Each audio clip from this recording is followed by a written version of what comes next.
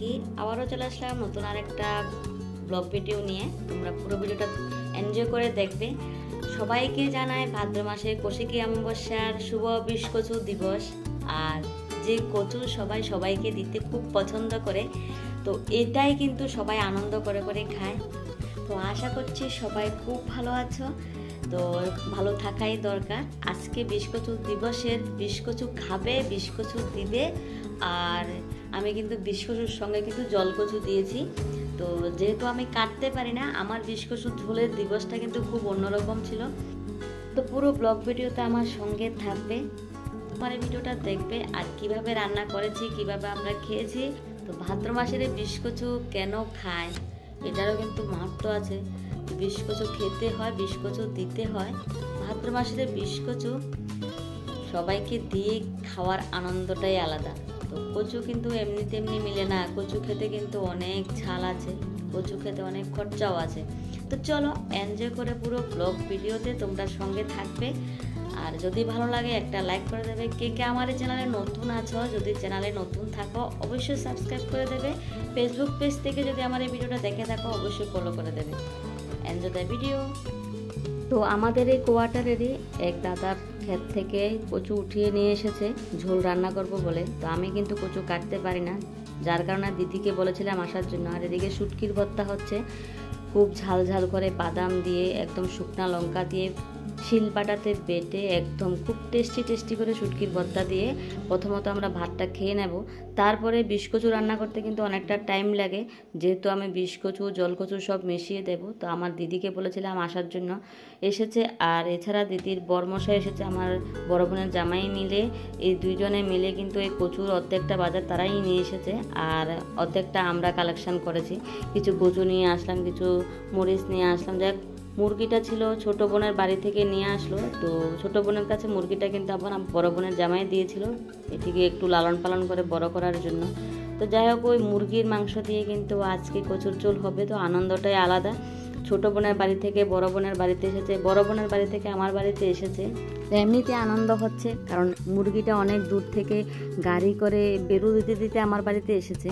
তো যাই হোক, এদিকে নিয়ে এসেছে আমার বরমশাই মটর, আর এদিকে আমাদের কোয়ার্টারের দাদার ক্ষেত থেকে জলকচু নিয়ে এসেছে। কিছু জলকচু ভাজি করার জন্য আমি পিস করে কেটে নিয়েছি। তো আমি নিইনি, আমার বড় বোন কেটে দিয়েছে। আমি যেহেতু কচু কাটতে পারি না, আমি কাটলে আমার কচুতে প্রবলেম হয়, হাতে চুলকায় এবং গোটাও উঠে যায়।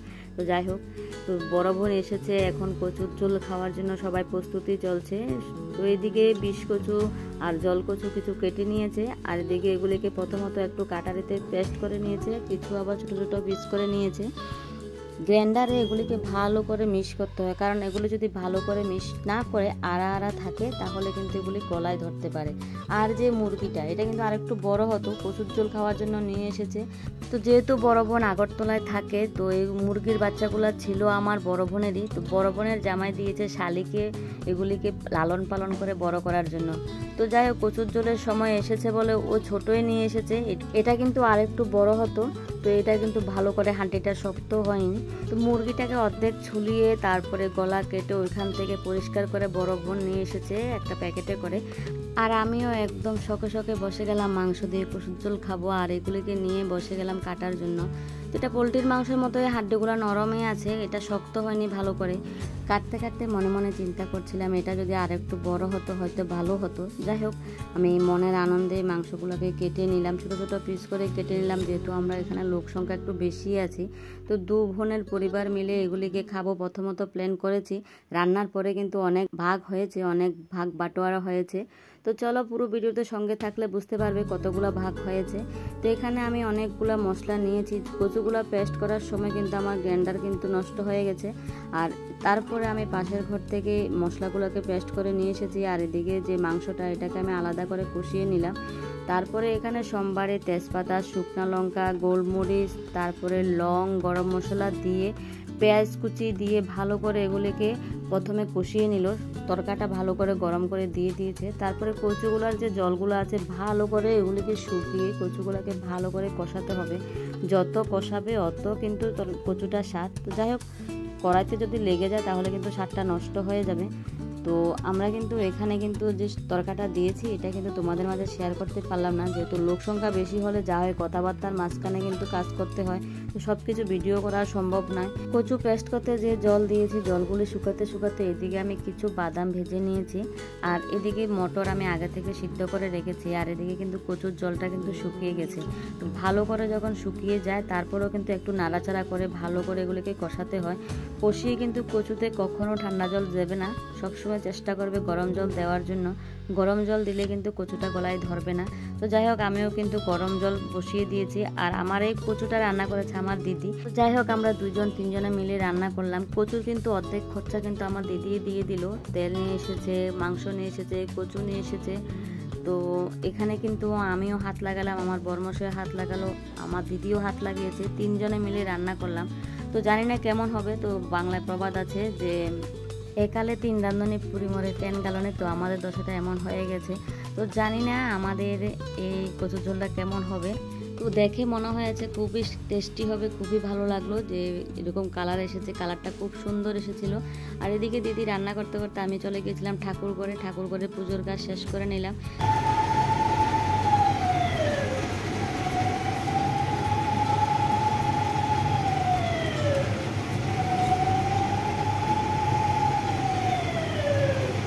কচু খেতে কিন্তু অনেকটা ঝাল আছে, অনেকটা মশলাও লাগে, রসুন, পেঁয়াজ, আদা, কাঁচা লঙ্কা, গরম মশলা, অনেক কিছু দিয়ে কচু রান্না করতে হয়। কচু রান্না করতে গেলে প্রচুর পরিমাণে খরচা লাগে, প্রচুর পরিমাণে সময় লাগে। কাটা ঘষা বাটা রান্না করতে প্রায় 3 থেকে 4 ঘন্টা সময় লেগে গিয়েছিল। আর যাই হোক, অনেকটা টাইম পার করার পরে কচুর ঝোল যখন কমপ্লিট হলো, তখন এই 2 ভাগ করে আগে প্রথমে ভাগ বাটোয়ারা করে নিয়েছে দিদি। তারপরে আমি কিন্তু রান্নাঘর থেকে এসে দিকে রেডি হয়ে যাচ্ছি, আমাদের যেতে হবে। ছেলেকে দিয়ে এসেছি টিউশন থেকে আনবো। আর দিদির বরমশাই শরীরটা ভালো ছিল না, ও চলে গেছে ঘরে। আর এদিকে ভাগ বাটোয়ারা করার পরে আমরা কিন্তু বাটিতে, ছোটো ছোটো বাটিতে আমরা নিয়ে নেব। ও নিয়ে নেবে ওর বরমশাইয়ের জন্য, আমি নিয়ে নেব আমার বরমশাইয়ের জন্য। তো আমার বরমশাই তো ঘরে আসবে, কেন নিয়ে নেব, ও ডিউটিতে গেছে। তো ডিউটিতে ও রাত্রি 12টার পরে করবে কৌশিকী অমাবস্যার জন্য উপবাস, যেহেতু আমি এটা আগের দিন রাত্রিবেলা বানিয়েছি। তো 12টার পরে কিছু খাবে না বলে ওর জন্য আমি বাটিতে নিয়ে নিলাম, আর ওটা দিয়ে দেবো ডিউটিতে পৌঁছে দেওয়ার জন্য। ও এসে নিয়ে যাবে, অর্ধেকটা পথ আমি নিয়ে যাব। যেহেতু ছোটো বোনের বাড়ি থেকে মুরগি এসেছে, ছোটো বোনের জামার জন্য কিন্তু একটু পাঠানো হবে। যাই হোক, 3-4 ভাগ হয়ে গেল এই কচুর ঝোলটা। যেহেতু আগের দিন রান্না করেছি, পরের দিন অমাবস্যা, তো আমরা খাবো, বরমশাই রাত্রি 12টার পরে খাবে, ওর জন্য একটু রেখে দেবো। তো ভিডিওটা কেমন লাগলো তোমরা অবশ্যই জানাবে। আর ভাদ্র মাসে কচুর ঝোল কেন খাই, গা হাতে যাতে ব্যথা বেদনা না থাকে, শরীরের বিষ ব্যথা যাতে নিমিশে শেষ হয়ে যায়, এই জন্য কচুর ঝোলটা খাওয়া হয়। তো যাই হোক, আজকের জন্য এই পর্যন্তই। তো দেখা হচ্ছে পরের আরেকটি ভিডিওতে। বাই।